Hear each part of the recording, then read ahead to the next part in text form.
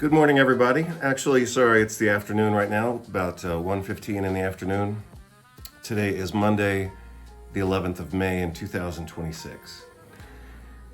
Some of you may have noticed, but probably not, that I've been in some discussion about thiamine online lately. And as a follow-up to the last video that I did, which was on the pharmacology of thiamine or vitamin B1. So some of you may have seen some of that discussion. One of the fruits of that discussion was receiving this particular abstract over the weekend. And so we're going to talk about this right now. Yesterday, Sunday, I actually recorded a video that's about 90 minutes long, and it's a combination of two different topics. One is a theme that's kind of been in my head for a couple of years because Joe Pizzorno, the editor of Integrative Medicine Journal, he and I have been he and I have been talking for many years, and one of the things he asked me a couple of years ago was to write an article comparing my different educational experiences through Doctor of Chiropractic, Doctor of Naturopathic Medicine, and Doctor of Osteopathic Medicine. So an article kind of discussing the pros and cons of each one of those programs and maybe even the licensure that follows. So that's kind of been in my virtual schedule, so to speak, for a couple of years. So I've wanted to talk about, academia and perspectives and things like that. And so last night I mixed that topic along with, believe it or not, the pharmacology of vitamin B1 to show you how my educational experiences influence the way that I look at research. And obviously, not just my education, because my education, for whatever it was, maybe is only 10% of what I think that I actually work with on a regular basis. Most of what I use in my professional work is stuff that I've learned after going through those programs. Even though at the same time, I certainly want to credit some of the great things that I learned in school, I remember obviously very clearly, and this would have been around 2009, 2010, because I graduated from medical school in 2010. And I remember just one afternoon, I was preceptoring in family medicine, and I had the best possible teacher for family medicine. And so this was in a community publicly funded clinic, and I would go there, whatever my schedule was, probably every day, and work with him and shadow him, and he would teach me stuff. So for a person like me, look at me, I was already a doctor of chiropractic, I was already a doctor of naturopathic medicine, I had already been in clinical practice for several years, kind of a boutique, private, cash-only practice. I had done a lot of teaching, a lot of writing, so I had a lot of professional experience. But working with, what was his name? Robert Richard. He was a fantastic family medicine doctor. And I saw stuff with him that I had never seen in 4 years of chiropractic college, 4 years of naturopathic school, 6 years of clinical practice, and all the vicarious experience that goes along with writing books. So for sure, I had, at that point, 14 years of clinically related education, either personal experience in private practice or going through those other programs. And like I said, I saw stuff with him in family medicine that I had never seen before, and totally changed my perspective on clinical medicine working with him. And as I also said last night in my kind of initial conversation related to education and things like that, I learned things from him that were never reflected in any book or any exam. So, a lot of people think that an educational program like medical school or whatever, nutrition or chiropractic or naturopathic medicine, a lot of people think that the education is the information. And so a very popular theme these days among people who have, never been to graduate school is they say, well, I don't need to study nutrition. I could just read a book. Or they say, I don't need to take a course in statistics. I can just read a blog or watch some videos or something like that. And on the one hand, yeah, you can get some information through self-education, but if you've never been through, if a person has never been through like a quality program, then they won't know what standard to even hold themselves to, right? So, for example, if whoever on the street decides they're going to read a book on, or they're going to try to understand something about biomedical statistics, they don't know the standard of that work. And so they can read a book and they can tell themselves and they can think to themselves, hey, I understand statistics now. I read a book on statistics, or I watched a video on it, or I saw whatever. I downloaded an online course or something like that. Not even that level. But the problem with self-education outside of a context of high standards is that whoever's doing that, they're not going to know how hard do they need to go with it, Like anybody could read a book. Like I can read a book on architecture, but that doesn't make me an architect. So one of the things that a person should gain from formal education is they should gain some sense of like internal hierarchy or accountability that helps them understand, okay, if I study something new, at what point will I feel like I've reached competence with that material? Not simply saying, oh yeah, well, I read an article on vitamin D and that makes me an expert on vitamin D.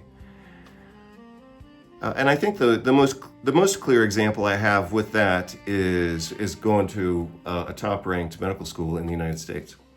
So I attended University of North Texas Health Science Center in Fort Worth, Texas for osteopathic medical school.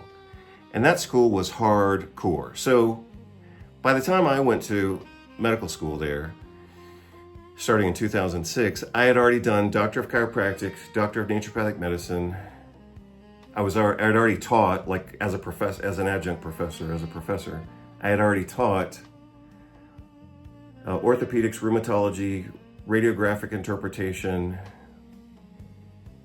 I had taught undergraduate nutrition in a different school.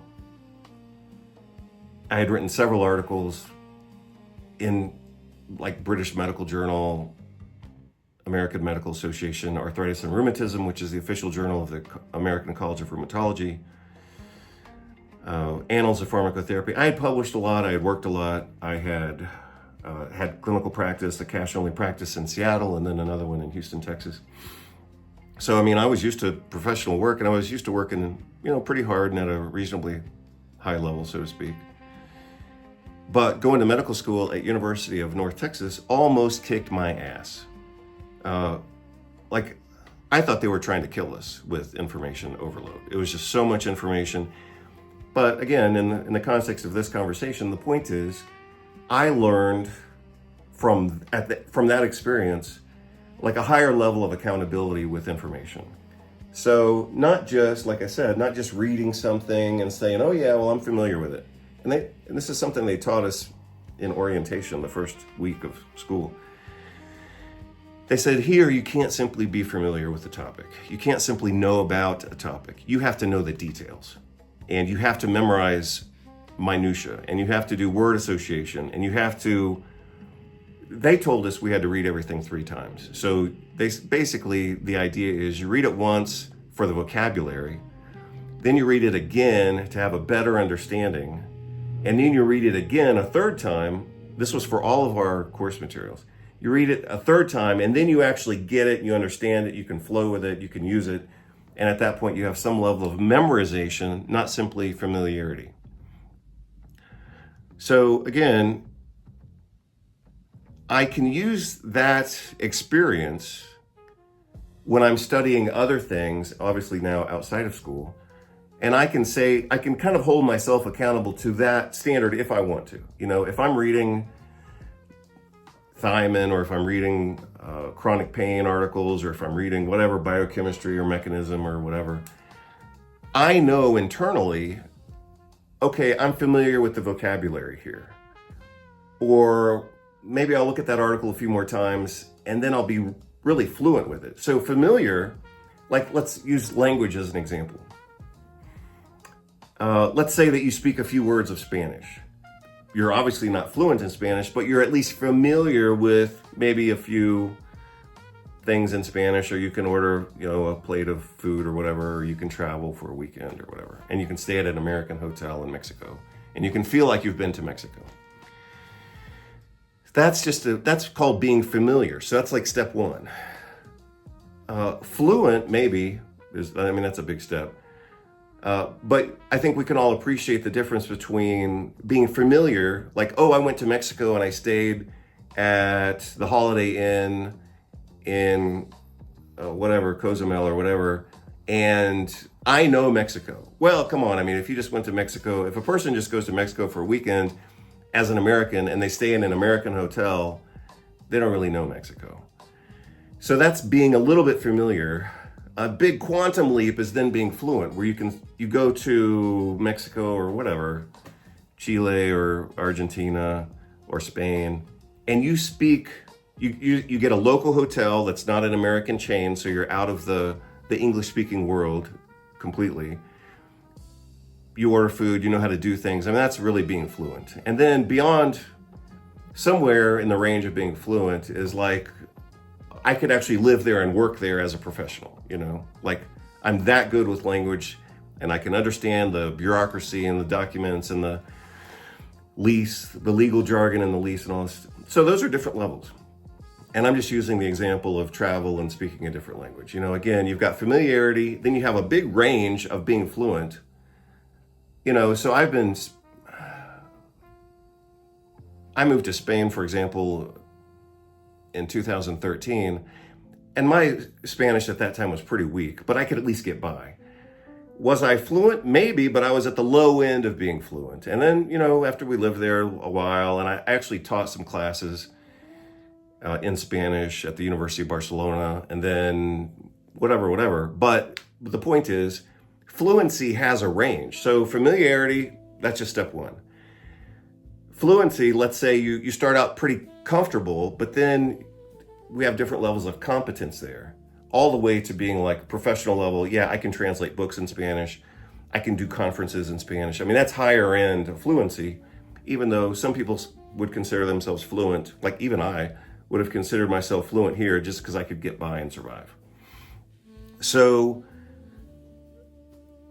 again, let me say it this way. We have familiarity, we have fluency, and then we have mastery, right? So those are different levels of competence in whatever, construction, language, travel, or medicine and pharmacology. So I'm going to use this abstract as a way to kind of exemplify the reading of research and different standards that we might hold ourselves to. So beyond my degrees, I've also taught. I've taught clinical nutrition at the master's level. I've taught clinical nutrition at the doctorate level. I have taught pharmacology at the doctorate level, and I've taught a bunch of other classes. But the main relevance right now is pharmacology and nutrition. So we're going to look at this article. It's an abstract, which is basically the lowest level of evidence. So we have abstracts like this was presented at a conference in 2023. European Society for Pediatric Endocrinology. Great. It's still pretty low level of quality. Then we have, things like review articles and clinical trials and double-blind trials and case reports. So a hierarchy of evidence exists, right? Not all evidence is of the same value. And I'm going to show you how to get really clear on that really fast in just a moment. So an objective, structured, accepted hierarchy of evidence exists. Now, at any level of that evidence, something could be really good or it could be complete bullshit. So, like, for example, this is an abstract. It may be brilliant. I've used abstracts, published abstracts, to totally change course and change treatment plans and change paradigms and all that kind of stuff. So you can, a person with pretty high standards can get quality information from an abstract and use it in a way that's actually justified. So even though an abstract is considered the lowest level of quality, it may still be good. You have to look at it and you have to read it and you have to see if it works for you and see if you like it. And if it's supported by other data that you have. So nothing exists in isolation. And so, I might use an abstract to change my paradigm, but I wouldn't use only that information. It would be because I'm thinking about an article that used, an abstract that used antibiotics in the treatment of fibromyalgia. Well, that's because I understand the disease, I understand pharmacology, I understand those antibiotics. I think they use rifaximin, for example. So and that would be a cool drug to use. It's expensive, but you could certainly use it. But you would have to understand why that's a reasonable choice. If somebody wanted to use, like cephalexin for fibromyalgia, even though it's an antibiotic, I would say that's fucking crazy. Or ciprofloxacin is the one I was really thinking about. I mean, if somebody uses Cipro to treat fibromyalgia, that's basically malpractice, even though it's an antibiotic. But it's such a dangerous antibiotic that would be just insane. So again, you have to have context in order to look at research and then interpret it in a way that's accurate. But rifaximin is totally cool. And so you would have to understand the pharmacology and the clinical effects of those drugs to be able to interpret even a low level of research like an abstract to see if it's reasonable or not. So here's the question for those of you who are out there and maybe you're doing clinical care or something like that. What's the difference? I mean, if you think that you understand medicine and pharmacology enough to base a decision based on an abstract, you would have to know the other data that I just indicated. So what's the difference between ciprofloxacin as an antibiotic and rifaximin in the treatment of fibromyalgia? What would be the difference there? Well, you would have to understand the pharmacology, the pharmacology. So remember what I said in part 3, I believe, it could have been part 2 of the videos on thiamine. Pharmacology is the study of drugs and substances, including nutrients. Pharmacology has 2 branches. Pharmacokinetics, which is the behavior of the molecule,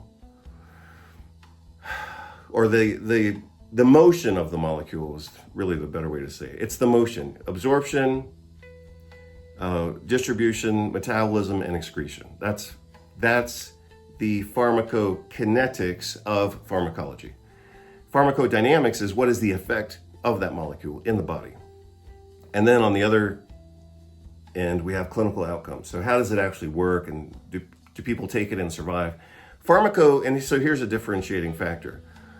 Pharmacokinetics might look great. It may have perfect absorption and it's awesome. And great distribution and conversion to active forms. The pharmacokinetics might be great. The pharmacodynamics might look good in animal studies, and the clinical outcome might be that everyone dies who takes this, or it just doesn't work, or hey, we had high hopes and it didn't work out. So anytime we're talking about a therapy, especially based on very little data, you would actually have to know more in order to then be able to interpret that data.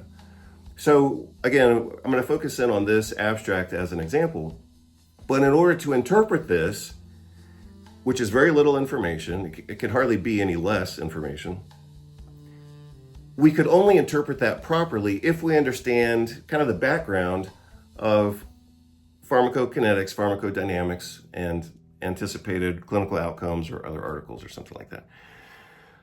So I gave you time to think about it. the difference between antibiotic therapy for fibromyalgia, rifaximin versus ciprofloxacin. What's the difference? And why would one of those be reasonable, and why would the other one be catastrophic to the point of medical malpractice, getting sued, losing your license, and going bankrupt? So that's the counterbalance here.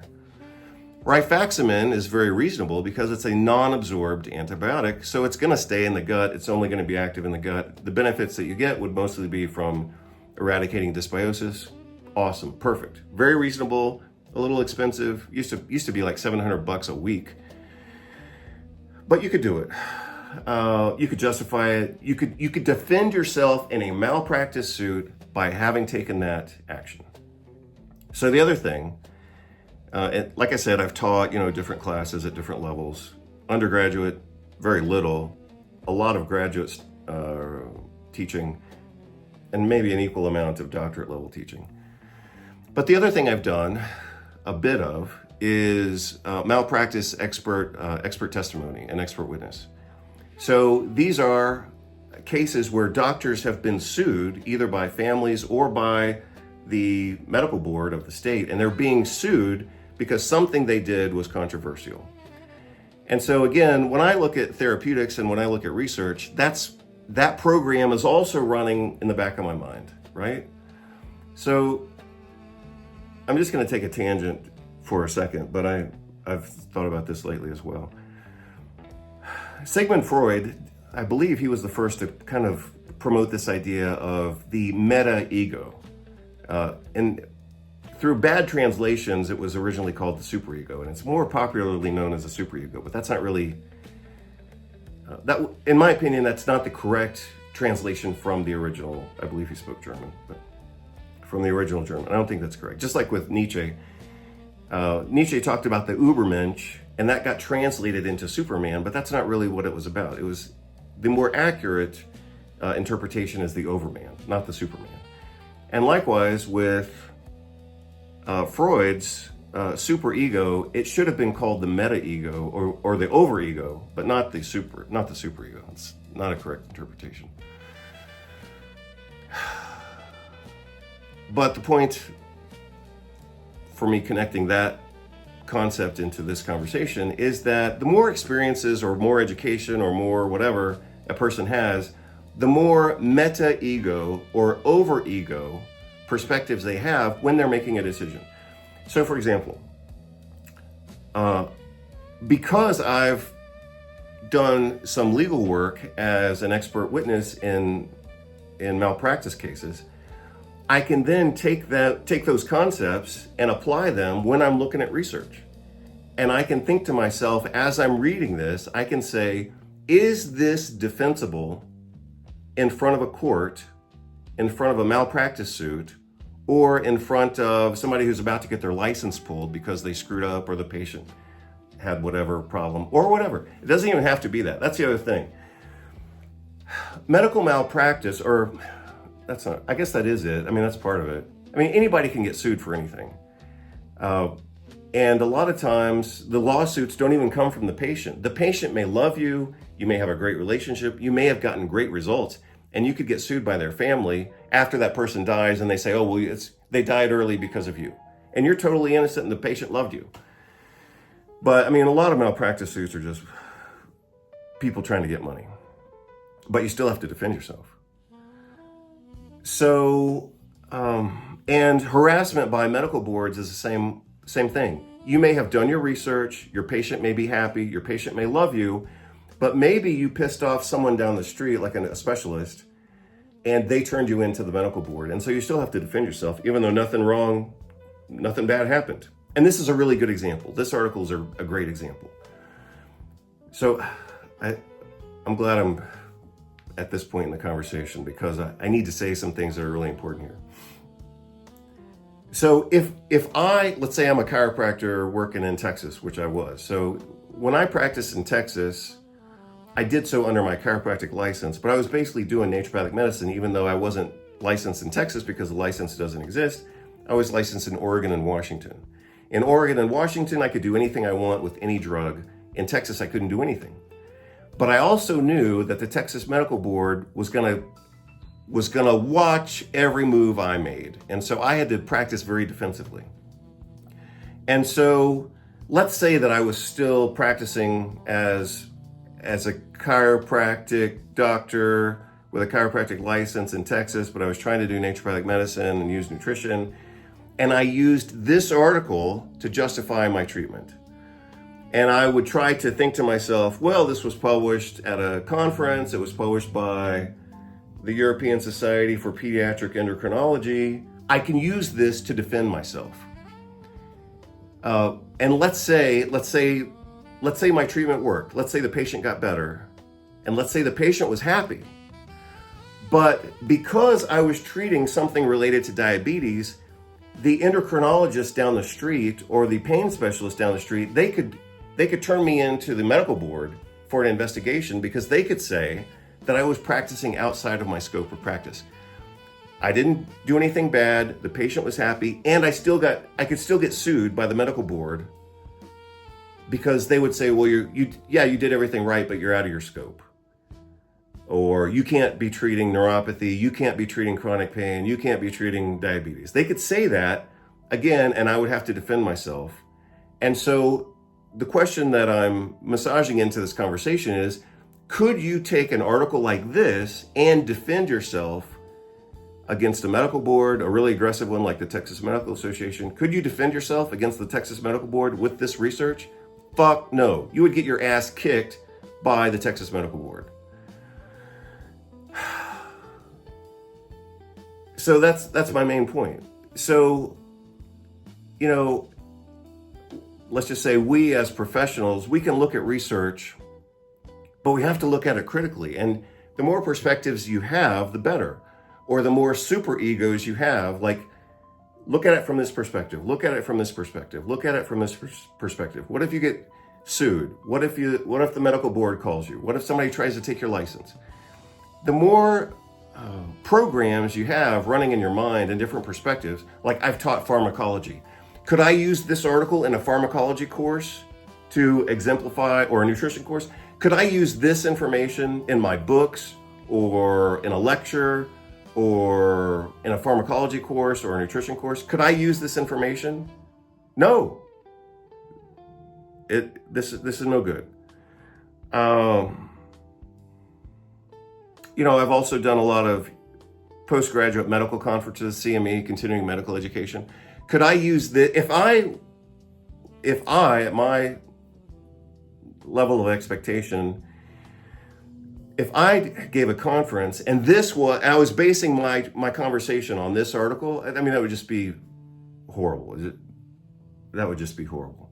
If I, again, as someone who taught nutrition at the graduate level and at the doctorate level in so-called accredited programs in the United States, I also have the responsibility of evaluating other people's work in a way that's fair. So let's say that a student turns in an assignment, and let's say this is the level of work that they did. Or they turn in an assignment and they're citing this as their primary research, and they're saying, look, I came to this conclusion based on this research. It was published as an abstract by the European Society for Pediatric Endocrinology. I'm awesome. I'm a pioneer. I'm going to be a great clinician. I'm going to be a whatever. I would then, as a professor, I would have to say, no, you're not even reading the research correctly. Sorry.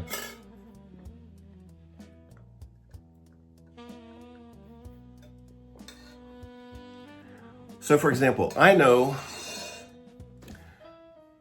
how that plays out because I've seen it play out in myself. When I was, in my 20s and studying naturopathic medicine, back then, nutrition science was still pretty young, and something would get published, we as students with no teaching experience, no clinical practice experience, etc., like inexperienced, young, headstrong students, we would say, oh, well, it was published in a journal and they showed that garlic kills Candida albicans. I remember this. This was actually published in 1994 in the Journal of Applied Nutrition. So they published a study a laboratory study, like test tubes and petri dishes. They showed that garlic kills Candida albicans. Okay, a lot of us as young students, we thought, wow, we can use garlic like an antifungal drug. We could save lives using garlic. And those damn medical doctors are using these poisonous, expensive, toxic drugs. And we have garlic, it works just as well. Well, I mean, come on. That would be a very novice interpretation of that data.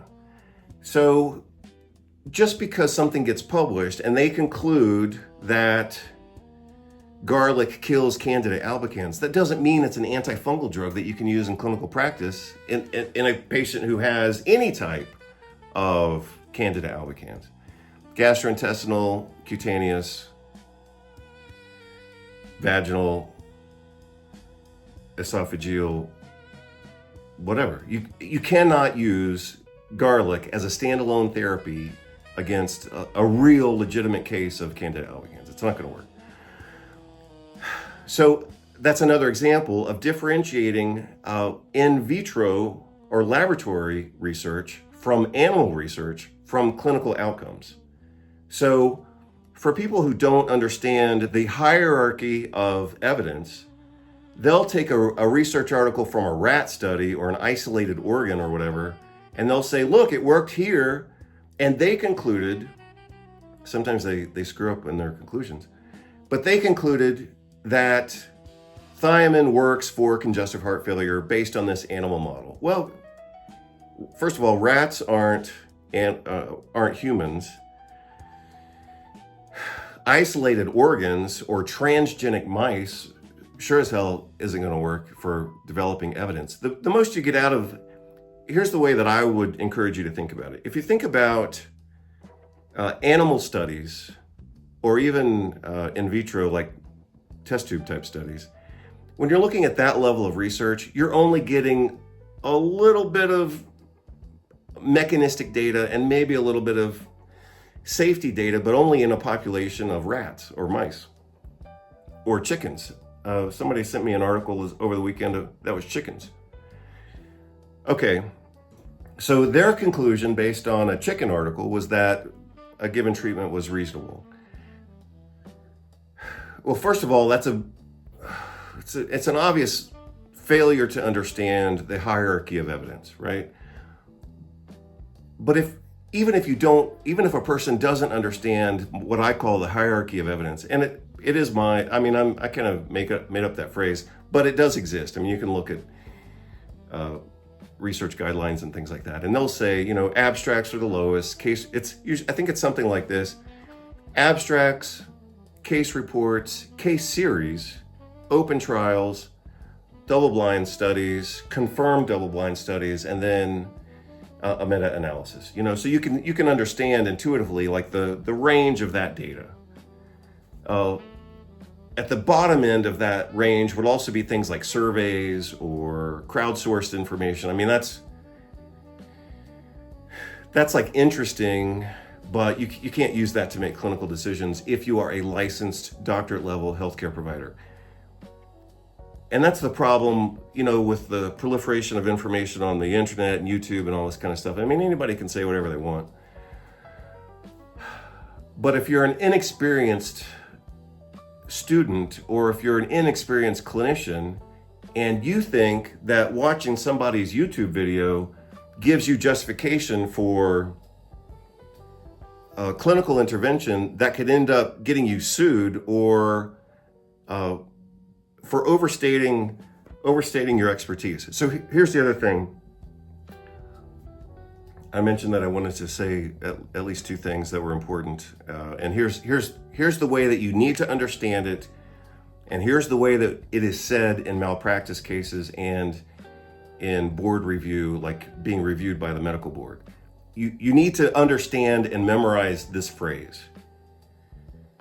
If you hold yourself out as a specialist, you will be held to the standard of performance of a specialist. So, I mean, that applies, that is a common malpractice type standard.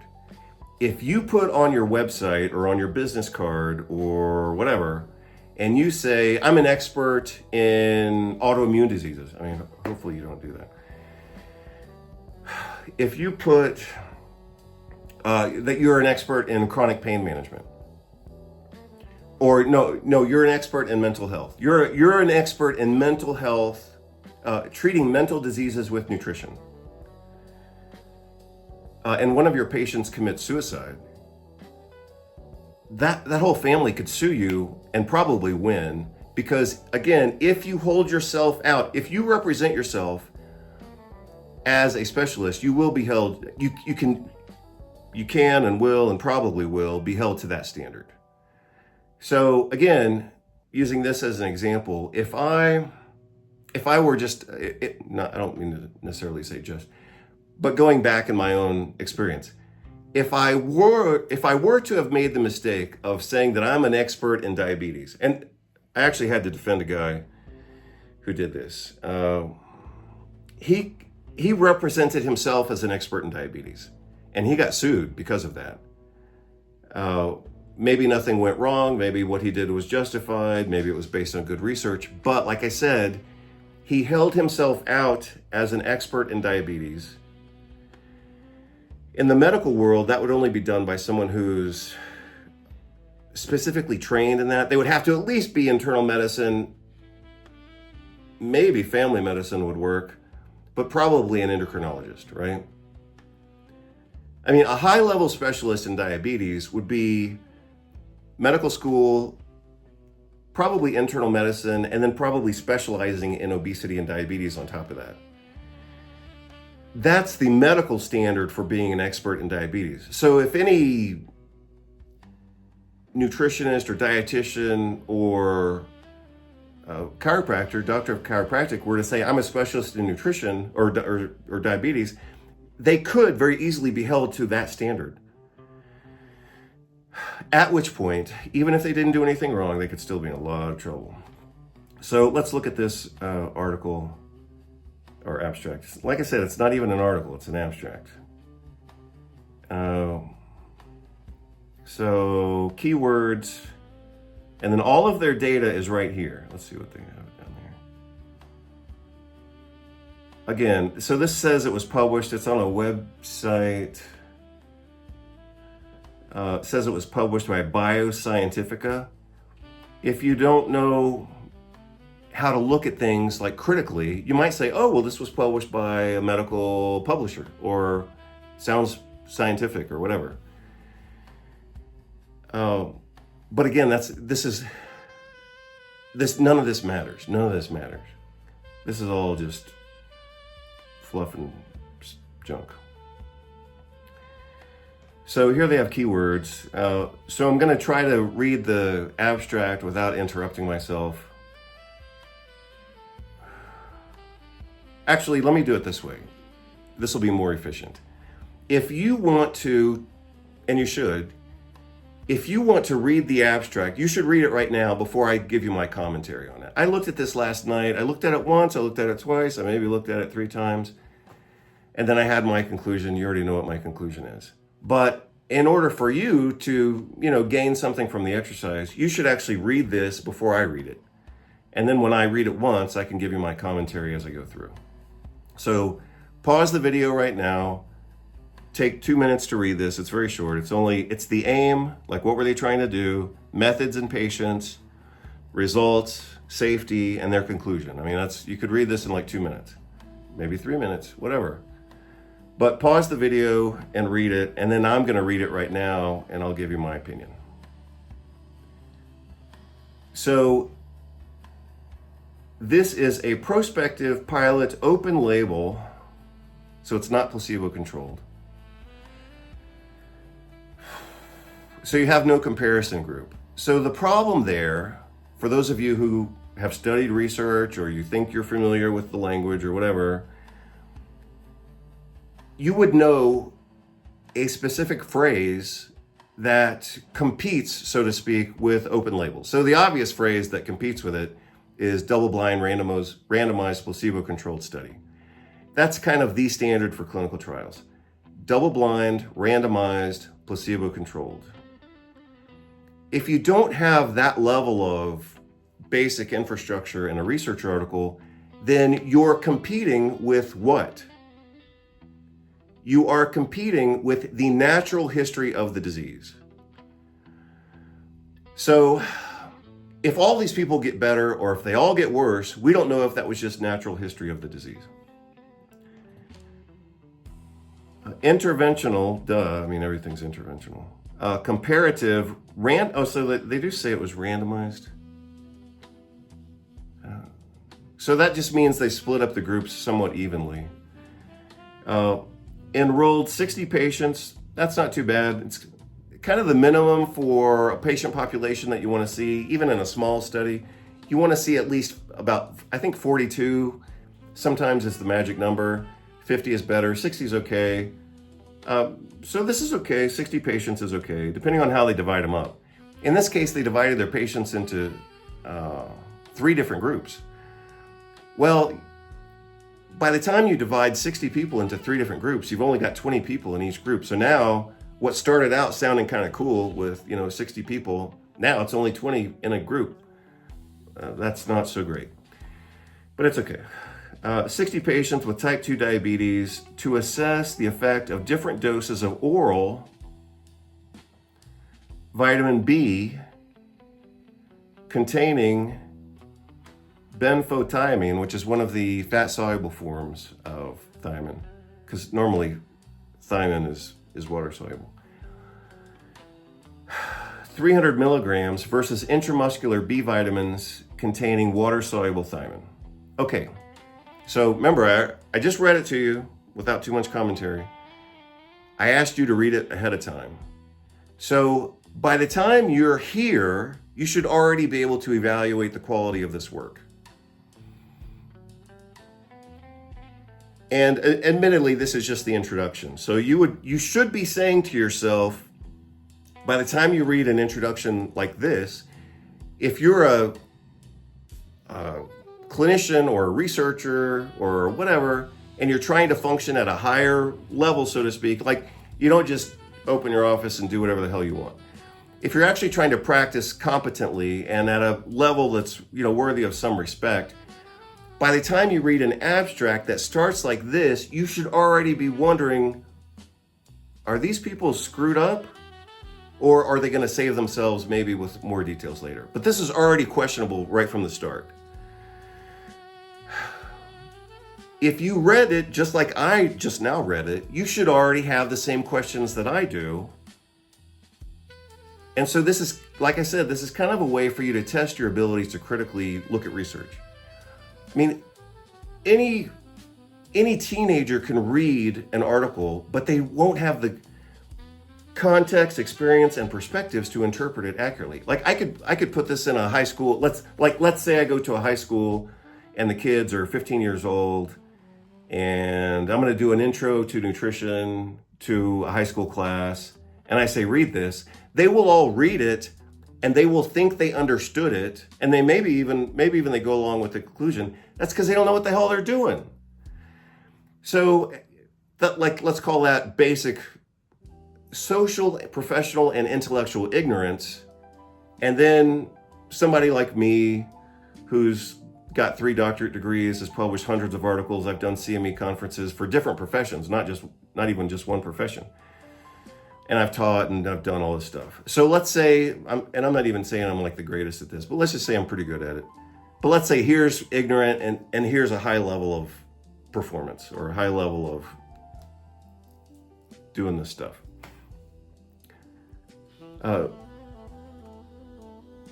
Like I said, you should have already kind of gotten suspicious just based on this, because it's already kind of screwed up. They could fix it later, but they already started out wrong. And so here's where they did this wrong. Different doses of oral vitamin B containing benfotiamine. Well, why did they say containing versus of? So for example, was this a B complex that contains 300 milligrams of B1 along with other stuff? Because we would need to know what the other stuff is if that's the case. And again, like these people appear to be from a different country. So, and maybe it's just a bad translation or bad, use of English as a second language. So, we don't want to crucify them just on use of language, but it's a little bit off. It's not quite accurate. Likewise, and even more importantly, they say versus intramuscular B vitamins, so vitamins in English is plural, we need to know what those other vitamins are. If we're trying to compare the outcomes of two groups with two different treatments, we need to know what those two different treatments are so we can know what worked and why it worked. So it's already not clear, but they could still fix it. We could still salvage this. Methods: people over 18 years of age with type 2 diabetes and peripheral neuropathy were divided into three groups. So they didn't provide us a bunch of data there, but we would need to see in the randomization that hemoglobin A1C was equivalent, body mass index was equivalent, maybe lipids were equivalent, neuropathy was equivalent, CRP was equivalent, atherosclerosis was equivalent. We would need to see that their randomization was actually performed properly. So just because they say the word randomization, we got to see the evidence. I've seen plenty of clinical trials, one of which was actually published in JAMA, it's horrible, where they randomized people, and the group that got, in this case it was vitamin D, the group that got vitamin D was actually sicker and fatter and they had more diabetes. So it wasn't good randomization to start with. Secondly, in the people, this was the COVID study that I've reviewed previously, when they gave the treatment, they gave it 2 weeks after the illness. Well, nothing's going to work at that point. So just because they use the word randomized, you as the reader, you have to go back and see if the randomization actually worked. This is an abstract, they have limited space, and we didn't get that data. Divided into three groups, A and B with fat-soluble thiamine at 300 milligrams, and group C that got water-soluble thiamine, and I think they got it intramuscularly. They were subdivided to include patients with A1C more or less than 8%. Patients were evaluated at baseline, 2.5 hours, 6 days, and 2 weeks. Okay, so not a lot of great details there. This is word, a lot of times with abstract, I've presented abstracts at professional conferences before. I did one many years ago in Portugal at a big autoimmune conference. So a lot of times these have word limitations, but articles have word limitations and letters to the editor always have word limitations.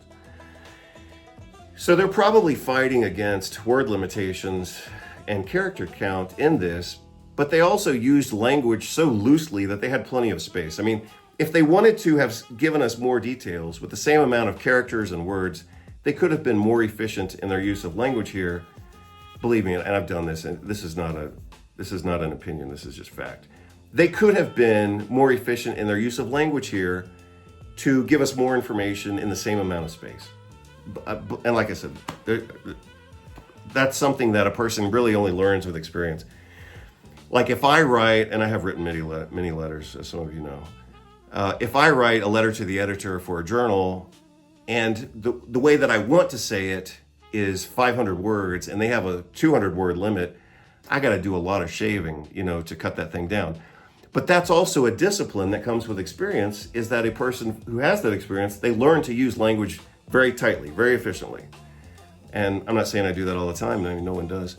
But if I have to write a really tight abstract and I want to put 1,000 words into a 200 word space, then I can do that. And I have done it many times.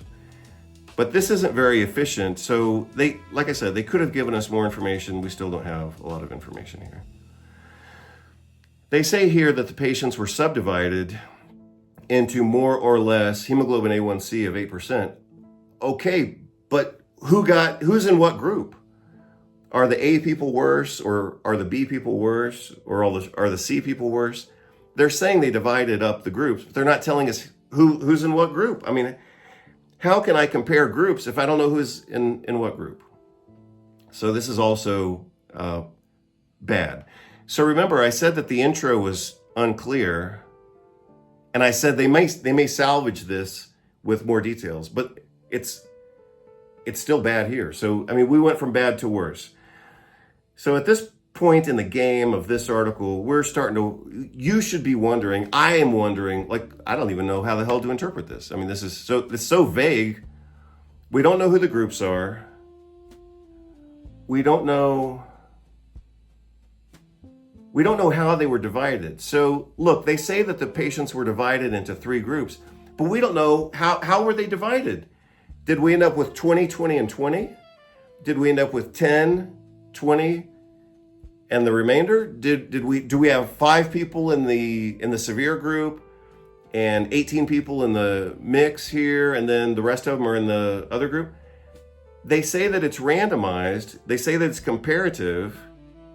They say they had 60 patients, and then they say they subdivided into different groups. We don't know how they were subdivided.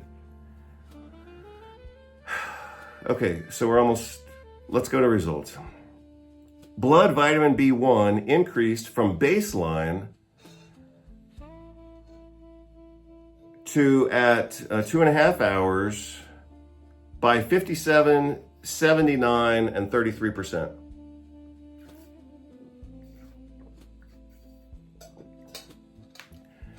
That was all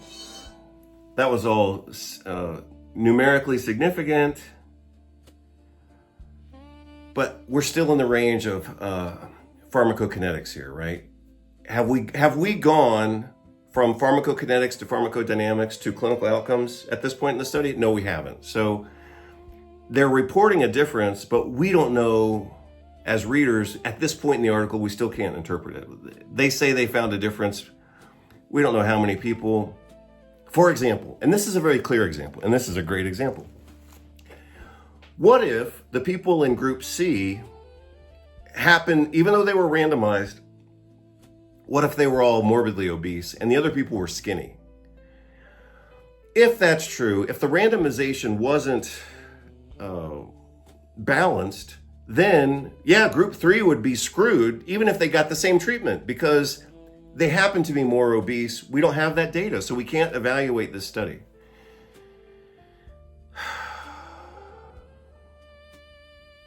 Vitamin B1 continued to increase after 6 days.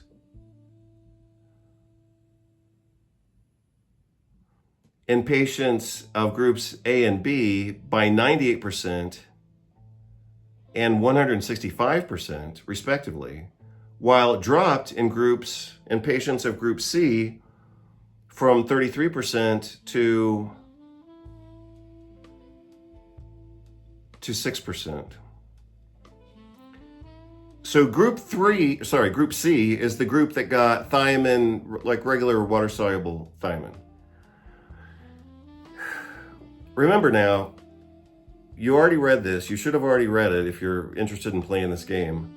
Again, I could use this in an exam. Like, let's say that I'm teaching graduate master's level nutrition, or let's say that I'm teaching nutrition in a medical school or in a doctorate program, like this Doctor of Clinical Nutrition program that I taught in.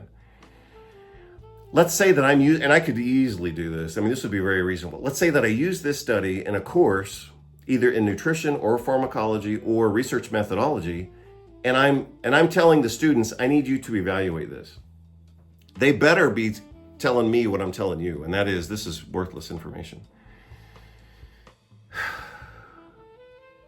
And it actually, the worthlessness of this information now, I think, is hopefully becoming clear to you. You don't even know how many patients do we have in each group? We don't know. What are the differences between those groups? Did one group end up really obese and the other one's underweight, and that would change the pharmacokinetics? We can't even evaluate this study. But here's the other thing that should be obvious to you by now, because you've already heard, we're getting close to the end of the article. So by now you need to be saying, hey, we need to have data we can actually use. Let me see if I want to say it right now or not. Yeah, I'll say it now. Okay, so if you haven't already given up on this article, you should have given up on it by now. Because let me tell you what's very obvious. And you may have picked up on it by now. You could have picked up on this from the start, but I don't think I said anything about it. But by now it should be obvious. You don't even know, because they didn't even tell you, and then you have no idea of knowing. You don't even know what the dose is of the water-soluble thiamine that they used in the study. So they're telling you that groups A and B got 300 milligrams of the benfotiamine, which is fat-soluble thiamine. They're telling you that those groups got orally administered 300 milligrams. And that was compared against intramuscular B vitamins. You don't know what the cocktail was. You don't know what the mix was. Containing water-soluble normal vitamin B1. How the hell can you make a comparison? You've got 300 milligrams here, which is a reasonable dose, but you don't know what the other dose was. So did the other people get did they get 2 milligrams? Did they get 5 milligrams? Did they get 10 milligrams? Did they get 100 milligrams? Did they get 300 milligrams? You don't know, because they didn't report it. At this point, this article is worthless. We don't even know what we're doing here. So, like I said, I've written a lot of articles, I've presented a lot of research, I've presented at a lot of conferences, not just going to conferences, but conferences where I am the presenter. And so I know how to look at research, and I'm telling you, if I wrote something like this, or if I presented it, or if one of my students did, or if somebody else did, and then I had to pay for it and watch it, I would say this is bullshit. I can't believe I'm paying for a conference at this level of research. I mean, this is amateur night. Next sentence. Vitamin B1 continued to increase after 6 days. You should be picking up on another mistake by now, but I'll let you think about it. Vitamin B1 continued to increase after 6 days in patients in groups A and B by 98 and 165, and dropped in the other group from 33 to 6. What that suggests, so you should know how, you should be able to kind of figure out, like, they just said something without saying it. So what did they just say without saying it? What they seem to be saying is that this was a one-time administration. See, they didn't even clarify that. Did these people, they later state in the next sentence, they say it was for 14 days of treatment. But is that 14 days of consecutive treatment, or is that 14 days after a one-time treatment? They don't say. Did the people get 300 milligrams, the other people got an injection, and then we waited 14 days to see what happened? That seems to be what they're saying. And the only way that you kind of can get that is by looking here and saying, well, in group C, the people who are getting the injections, they dropped over time. If they were getting regular daily injections, you would expect it may be lower than the other amounts, but you would expect them to increase over time. Again, I'm not even saying, I mean, and this is part of the point that I've been making in all these videos on pharmacology. I'm not even saying that this either works or doesn't work. I'm saying that the research isn't sufficient for us to make a decision. Maybe this is the better form of thiamine. A lot of people are pushing that because they're selling it. So they, like the other article that I looked at last week, I looked at it on 2 different videos in parts 2 and 3 of Thiamine Pharmacology. And it was all bullshit research. It was published in a major journal. It looked sophisticated, and it was bullshit. And then I actually investigated, like, who's funding this, and it was a company that was selling that product. So maybe that's the same thing going on here. I don't know, and I don't care. I don't care enough to look it up. It's already bullshit enough. I mean, I don't need to find out that they got paid off by a company to make this, and it's even more bullshit. This is bullshit. But I'm presuming that this was a literally one-shot treatment. So some people got 300 milligrams, the other people got the injection, and now we're going to see how things play out over the next 14 days. But if we don't know the dosages, we have no idea what's going on here.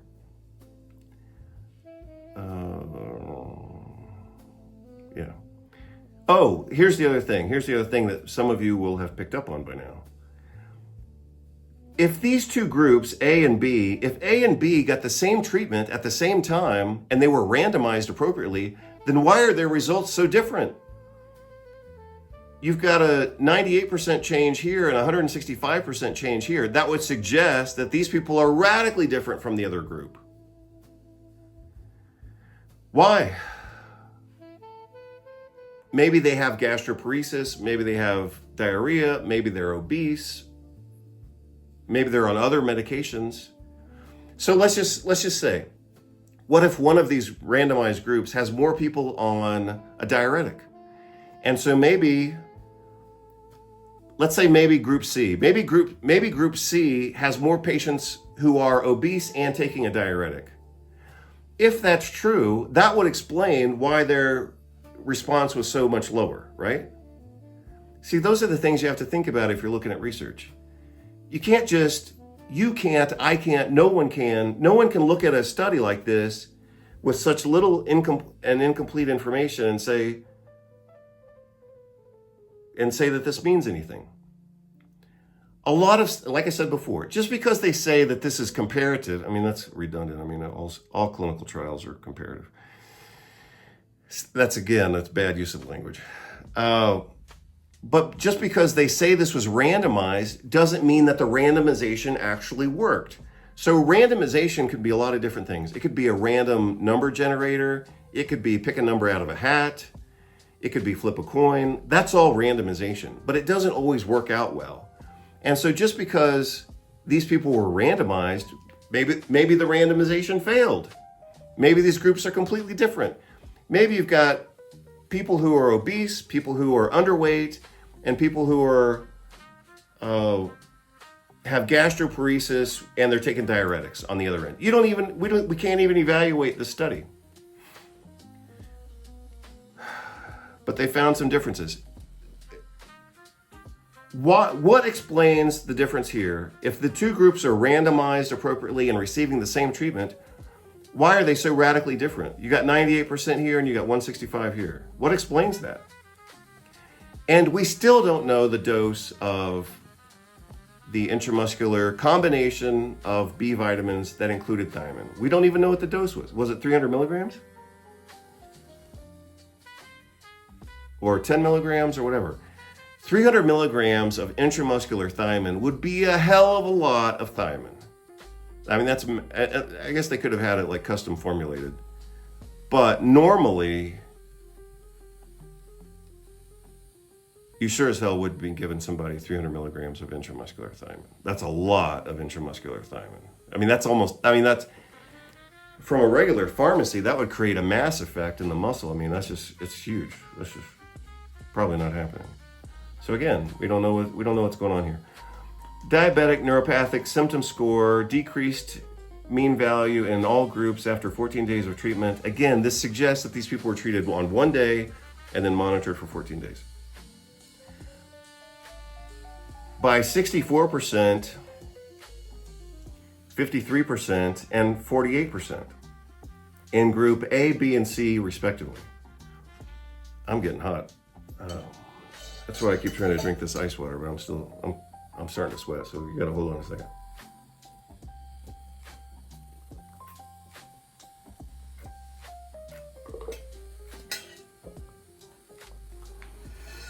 If you think I haven't demolished this study by now, I already have demolished it. I've already demolished this study. This is worthless. But if you think I haven't demolished it by now, I'm about to demolish it even more.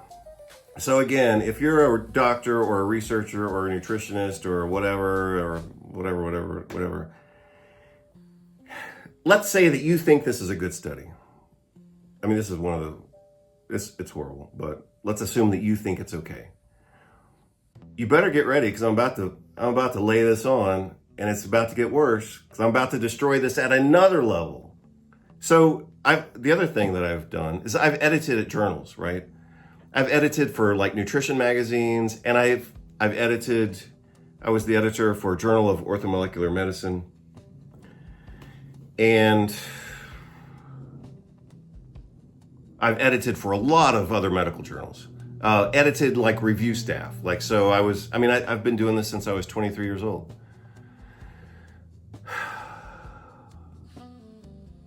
And probably dozens of journals. If I were refereeing this journal, I would have said, no, this is stupid. You can't publish this. It's totally worthless. But somebody said this was good enough to publish. It's not. It's horrible. But it gets worse. So you need to sit up like I am. If you think this was good, at this point, you better be ready to give up on it. It's horrible. So diabetic neuropathic symptom score, I saw this when I looked at it quickly last night, decreased a mean value in all groups after 14 days, suggesting that they got a one-shot treatment and they were monitored for 14 days, 2 weeks. So look at the difference. We're now transitioning from pharmacology, which is we gave them X and absorption, distribution, metabolism, excretion happened, and then we measured their blood levels of vitamins. That's pharmacology. Now we're going into clinical effects. So their pharmacology data sucked because we don't even know what we're dealing with. We don't know what the dose of intramuscular thiamine was, and we don't know what the combination. They specifically state other vitamins, plural, which means we need to know what they were. Maybe they use cyanocobalamin. How many of you would even know the consequence of cyanocobalamin in this population? Right? So if you don't know what could have gone wrong, then again, you'll look at this and you'll say, oh, well, I guess that's what happened. So let's assume they use cyanocobalamin. Could that explain the difference here? Absolutely, absolutely. And you either know it or you don't, but I'll talk about it later if somebody asks me or whatever. But look at this. This is actually the most amazing. This is the most amazing part of this study is in this line. Neuropathic symptom score decreased by 64, 53, and 48 in A, B, and C respectively, indicating improvement in peripheral neuropathy. Yeah, all those people improved. So in the world of chronic pain, in order to interpret this, you would need to know what actually matters in the treatment of chronic pain. So what's the threshold? What is the threshold for improvement to say that it's actually important? The lowest threshold for improvement to then say that it actually matters is what? You should have a number in your head. You would have to have that number in your head in order to evaluate the quality of whatever research, but even this, this is just junk. But you would have to know something outside of this article. You would have to know the context of how to interpret this based on other standards that have been published somewhere else. And so what is the number? You should, if you manage patients with chronic pain, you would have to have this number in your head every day of your life. So the minimal number for chronic pain is 30% reduction in pain. At 30%, we say, okay, well, that actually means something. In some chronic pain conditions like migraine, it's usually a 50% reduction. That's what matters. And we have numbers for everything. We have numbers for hypertension. In hypertension, it has to be at least a 10/10 reduction, or it doesn't matter. So if you say you gave somebody a new herbal product or a vitamin that you like or whatever, or you bought something at the health food store or whatever, and you got a reduction in blood pressure of 8/8, well, great. You can be happy with that if you want. But from a clinical standpoint of any pharmacologic standard, that's meaningless. It doesn't matter. It has to be at least a 10/10 or maybe even a 20/10 reduction. That's what matters. So do these results, none of this matters, but we'll still go with it. Do those results matter? Yeah, those are good results. It's more than 30%, which is the minimum. But you got 50% on virtually all those groups, So Is that a clinically significant and valuable amount of pain reduction? Absolutely. Yeah, we'll take it. But here's something else that you should have already noticed. I gave you plenty of time to look at it.